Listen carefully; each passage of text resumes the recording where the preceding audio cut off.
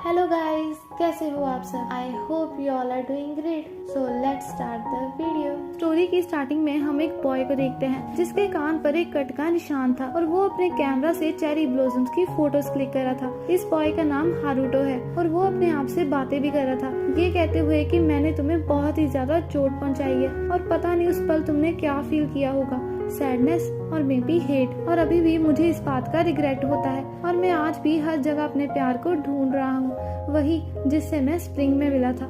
माई love like falling petals. तो अब हम एक लड़की को देखते हैं जो एक हेयर ड्रेसर है। इसका नाम मिसाकी है। हारुटो मिसाकी के पास अपने बाल कटवाने आया था और हारुटो हमेशा मिसाकी से ही अपने बाल कटवाता था क्योंकि वो मिसाकी को पसंद करता था और उसे मिसाकी की स्माइल बहुत ही अच्छी लगती थी। मिसाकी बहुत ही चुलबुली सी है और वो बहुत सारी बातें करती है। हारुटो को सिर्फ फोटोग्राफी पसंद थी और वो कोई प्रोफेशनल फोटोग्राफर नहीं था, पर मिसाकी को तो ऐसा ही लगता था कि वो कोई प्रोफेशनल फोटोग्राफर है और हारुटो ने भी उसकी ये गलतफहमी दूर करने की कोशिश नहीं की क्योंकि वो नहीं चाहता था कि मिसाकी के सामने उसका इंप्रेशन गलत हो जाए। हारुटो मिसाकी से पूछने के लिए कि तुम मेरे साथ बाहर घूमने चलोगी, अपना फेस पीछे घुमा लेता है और गलती से हारुटो के कान पर सीजर लग जाती है। ये देखकर मिसाकी और बाकी का सारा स्टाफ बहुत ही डर जाते हैं। मिसाकी हारुटो के सामने बहुत रोती है और बस उसे सॉरी ही बोलती जाती है क्योंकि उसे बहुत ही ज्यादा बुरा लग रहा था। मिसाकी उसके मेडिकल बिल्स भी पे करने को रेडी हो जाती है। हारुटो उसे काफी समझाता है और उससे कहता है कि अगर तुम मेरे लिए कुछ करना ही चाहती हो तो क्या तुम मेरे साथ चेरी ब्लॉसम देखने चलोगी। और इसके बाद सीन चेंज हो जाता है और अब मिसाकी घर आ चुकी थी। मिसाकी के पेरेंट्स नहीं थे तो उसका बिग ब्रदर ताकाशी ही उसका ध्यान रखता था। ताकाशी मिसाकी को लेकर बहुत ही ज्यादा केयरिंग था और वो नहीं चाहता था कि कोई भी लड़का मिसाकी के करीब आए। ताकाशी की गर्लफ्रेंड भी है जिसका नाम है अयानो। नेक्स्ट डे मिसाकी सारे स्टाफ से अपनी गलती के लिए सॉरी बोलती है और वापस से अपना काम करने लगती है। मिसाकी को अपने बालों में कुछ ग्रे बाल नजर आते हैं जो पहले से काफी ज्यादा हो गए थे। घर पर मिसाकी को हारुटो का मैसेज आता है जो उसे डेट के लिए ट्यूसडे सुबह 11 बजे बुलाता है। मिसाकी इस बात के लिए मान जाती है और वो हारुटो से फोटोग्राफी की भी बातें करती है। तो चलिए अब हम जानते हैं हारुटो की फोटोग्राफी वाली स्टोरी। हारुटो के फादर ने उसे एक कैमरा गिफ्ट किया था और फोटोग्राफी सीखने के लिए हारुटो ने एज एन इंटर्न भी ज्वाइन किया था, जहाँ पर हारुटो का बॉस उस पर काफी चिल्लाता रहता था तो उसने ये काम छोड़ दिया और फिर पार्ट टाइम जॉब्स करनी शुरू कर दी। प्रेजेंट में मिसाकी और हारुटो एक साथ चेरी ब्लॉसम देखने आते हैं, जहाँ पर हारुटो मिसाकी से पूछता है कि तुम हेयर ड्रेसर क्यों बनी। मिसाकी उसे बताती है कि मेरे नेचुरल हेयर कर्ली हैं और सब मुझे स्कूल में कर्ली बुलाते थे, तो 9th ग्रेड में यानो मुझे सैलून ले गई और उन्होंने मेरे कर्ली हेयर को स्ट्रेट कर दिया और उस दिन से मेरे सारे ट्रबल्स भी खत्म हो गए। मेरे लिए ये सब एक मैजिक की तरह था, तो मैंने डिसाइड किया कि मैं भी एक हेयर ड्रेसर बनूंगी और अपने मैजिक से अपने कस्टमर्स के चेहरे पर खुशी लेकर आऊंगी। अब हारुटो मिसाकी को अपना सच बताता है कि वो कोई प्रोफेशनल फोटोग्राफर नहीं है, पर वो एक फोटोग्राफर बनना चाहता था, पर उसका बॉस उस पर बहुत चिल्लाता था तो उसने जॉब छोड़ दी। हारुटो के झूठ की वजह से मिसाकी को बहुत ही गुस्सा आ गया था और वो हारुटो पर बहुत चिल्लाती है, ये कहते हुए कि ऐसे कैसे बिना कोशिश किए तुमने अपनी ड्रीम छोड़ दी, तुम अपनी ड्रीम के लिए लड़े क्यों नहीं। हारुटो मिसाकी से कहता है कि मैं चेंज होना चाहता हूँ और मैं ऐसा इंसान बनूंगा जिसे तुम पसंद कर सको। तब काफी टाइम बाद हारुटो मिसाकी को कॉल करता है और उसे बताता है कि आज मुझे मेरा फर्स्ट पे चेक मिला है क्योंकि मैंने फोटो स्टूडियो दोबारा ज्वाइन कर लिया और मैं तुम्हें डिनर पर ले जाना चाहता हूँ। मिसाकी डिनर पर जाने को रेडी हो जाती है। नेक्स्ट डे पर मिसाकी डिनर पर जाने के लिए रेडी हो रही थी और उसे फिर से बहुत सारे ग्रे हेयर नजर आते हैं जिसे देखकर वो बहुत ही डर जाती है। तो फाइनली ये दोनों डिनर पर जाते हैं। बहुत सारी बातें करने के बाद हारुटो मिसाकी को एक पिंक कलर का सीजर केस गिफ्ट करता है, ये कहते हुए कि मुझे लगा कि यही तुम्हारा कलर है क्योंकि तुम्हारी स्माइल चेरी ब्लॉसम्स की तरह है। सैलून में हारुटो मिसाकी से कहता है कि जब मैं अच्छी फोटोज क्लिक कर लूंगा तो प्लीज तुम उन फोटोज को देखने जरूर आना। और बातों बातों में वो मिसाकी को ये भी बता देता है कि वो उससे कितना प्यार करता है। पहले तो मिसाकी इस बारे में सोचने के लिए थोड़ा टाइम मांगती है, पर फिर वो भी अपना प्यार कन्फेस कर देती है। घर आकर मिसाकी ये बात अपनी फैमिली को बताती है। ना फाइनली मिसाकी और हारुटो की लव स्टोरी शुरू हो गई थी और ये दोनों एक साथ बहुत सारी मस्ती करते हैं और घूमने भी जाते हैं। मिसाकी को बहुत जल्दी फीवर हो जाता था और इस बार भी उसे फीवर हो गया।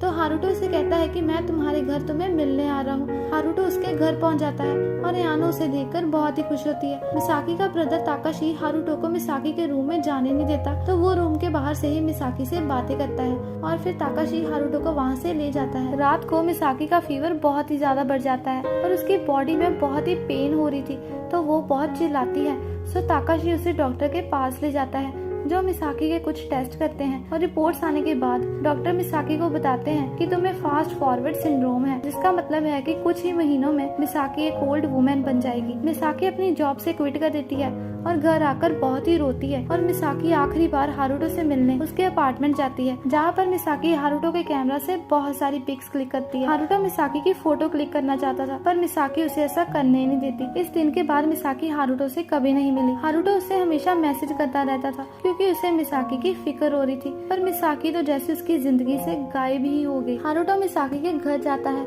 जहाँ पर ताकाशी उसे बताता है कि मिसाकी यहाँ पर नहीं है, और ऐसे ही हारुतो अगले दिन फिर से वापस आ जाता है और ताकाशी को एक एनवेलप देता है जो मिसाकी के लिए था। ताकाशी मिसाकी को हारुतो का एनवेलप देता है और उसे कहता है कि एटलीस्ट उसे बताकर इस रिलेशन को खत्म करो। एनवेलप में मिसाकी की खींची हुई फोटोज थी और एक लेटर जिसमें हारुतो ने लिखा था कि मुझे तुम्हारी फिक्र हो रही है, सो प्लीज मुझे एक बार कॉल करो। मिसाकी हारुतो को कॉल करती है और उसे कहती है कि मैं अब अपने एक्स बॉयफ्रेंड के साथ हूँ, जिसे मैं आज भी प्यार करती हूँ। और मिसाकी अपने डॉक्टर को अपना एक्स बॉयफ्रेंड बनाकर हारुतो से बात भी करा देती है ताकि हारुतो को यकीन हो जाए। ये सब सुनकर हारुतो बहुत ही रोने लगता है और मिसाकी से मिलने की जिद करता है, पर मिसाकी मना कर देती है। तो हारुतो उस पर बहुत ही चिल्लाता है क्योंकि उसका दिल टूट चुका था। थोड़ी देर बाद हारुतो को क्योसुके मिलते हैं, जिनका ये स्टूडियो था। वो हारुतो से पूछते हैं कि तुम अपनी जिंदगी के साथ क्या करना चाहते हो और तुम कैसी फोटोज क्लिक करना चाहते हो। तो अब हम मिसाकी को देखते हैं, जो काफी चेंज हो चुकी थी और अभी भी वो सिर्फ हारुतो के बारे में ही बातें कर रही थी।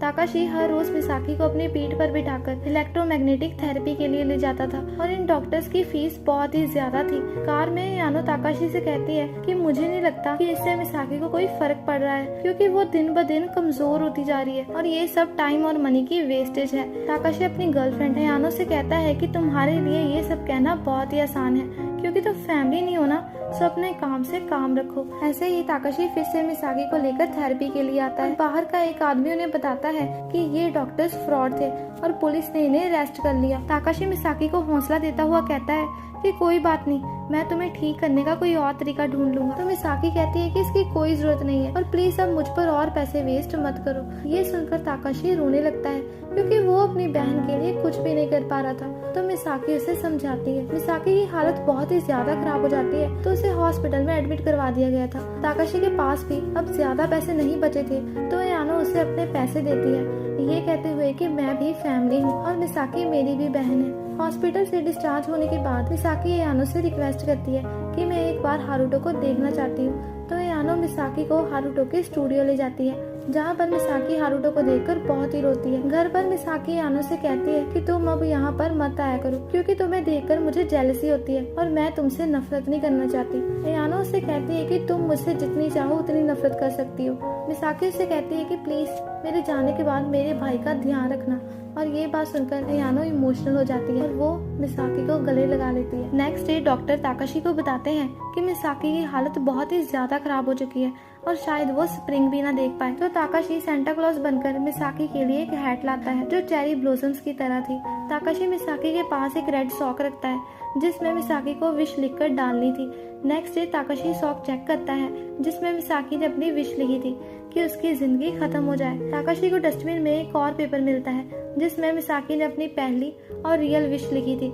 इसके बाद ताकाशी हारुतो से मिलने आता है और उसे सब कुछ बता देता है। वो हारुतो को मिसाकी की विश भी बताता है जिसमें मिसाकी ने लिखा था कि वो हारुतो से मिलना चाहती है। हारुतो मिसाकी से मिलने जाता है और रूम के बाहर से ही वो मिसाकी से सॉरी कहता है क्योंकि वो उसे समझ ना सका, और वो उससे आई लव यू भी कहता है और प्रॉमिस करता है कि वो दोबारा जरूर आएगा। हारुतो के जाने के बाद मिसाकी ताकाशी को बताती है कि पहले तो उसे बहुत ही डर लग रहा था, पर अब वो बहुत खुश है क्योंकि हारुतो ने कहा कि अभी भी वो मुझसे बहुत ही प्यार करता है। ऐसे ही हारुतो हर रोज मिसाकी से मिलने आता था और उससे बहुत सारी बातें करता था और मिसाकी उसकी हर बात सुनती थी। कुछ दिन बाद हारुतो मिसाकी को बताता है कि नेक्स्ट मंथ में ताकानाशी की एग्जीबिशन में पार्टिसिपेट करने वाला हूँ और मैं चाहता हूँ कि तुम मेरी फोटोज देखने आओ।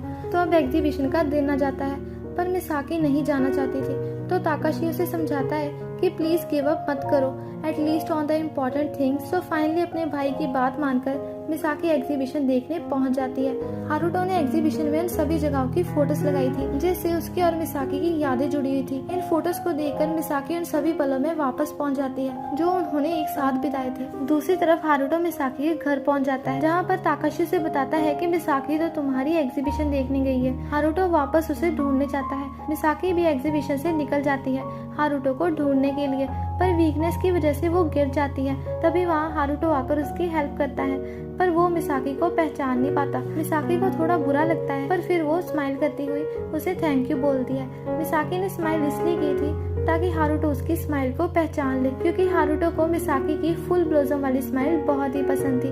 पर हारुतो उसे और उसकी स्माइल दोनों को ही पहचान नहीं पाया और एट लास्ट हम देखते हैं कि मिसाकी अब नहीं रही। हारुतो मिसाकी के रूम में जाता है जहाँ पर उसे चेरी ब्लॉसम वाली हैट दिखती है और उसे याद आता है कि ये हैट तो उस दिन उस वुमेन के पास थी। ये याद करके वो बहुत ही रोने लगता है क्योंकि उस दिन मिसाकी के चेहरे पर वही फुल ब्लॉसम वाली स्माइल थी जिसे हारुतो पहचान न सका। हारुतो मिसाकी के बिना बहुत ही अकेला सा हो गया था और वो सुसाइड करने वाला था, पर तभी वहाँ यानो आकर उसे मिसाकी का एक लेटर देती है जो यानो को मिसाकी के रूम में मिला था। हारुतो लेटर को रीड करता है जिसमें मिसाकी ने लिखा था कि मैं एग्जीबिशन में तुम्हारी फोटोज देखने गई थी और सारी फोटोज बहुत ही ब्यूटीफुल थी। मुझे घर से बाहर निकलने में बहुत ही डर लगता था, पर तुमने इसमें मेरी बहुत ही हेल्प की। मुझे हमेशा यही डर लगा रहता था कि टाइम के साथ मेरी अपीयरेंस चेंज हो जाएगी, पर कुछ चीजें कभी नहीं बदलती। जैसे तुम्हारी फोटो में मैं अभी भी 25 इयर्स की हूँ। मुझे बहुत ही खुशी है कि हम दोनों मिले, चाहे ये बहुत ही कम टाइम था, पर स्टिल मैं इन सभी चीजों के लिए तुम्हारी बहुत ही थैंकफुल हूँ और मैं हमेशा तुम्हें प्यार करती रहूंगी।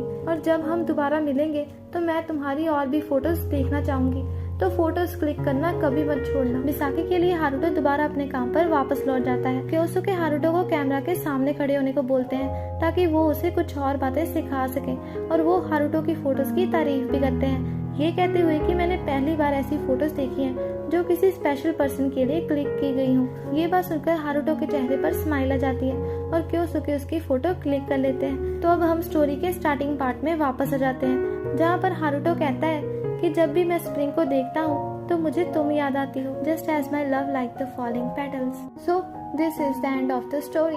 आई होप कि आपको ये स्टोरी पसंद आई होगी और अगर आपको स्टोरी अच्छी लगी तो वीडियो को लाइक एंड कमेंट करना मत भूलना और यहाँ से चैनल को सब्सक्राइब भी कर लीजिए और बेल आइकन भी ऑन कर लीजिए ताकि आपको इन फ्यूचर ऐसी ही बहुत सारी स्टोरीज सुनने को मिलती रहे। सो मिलते हैं नेक्स्ट वीडियो में। Bye bye, see you again.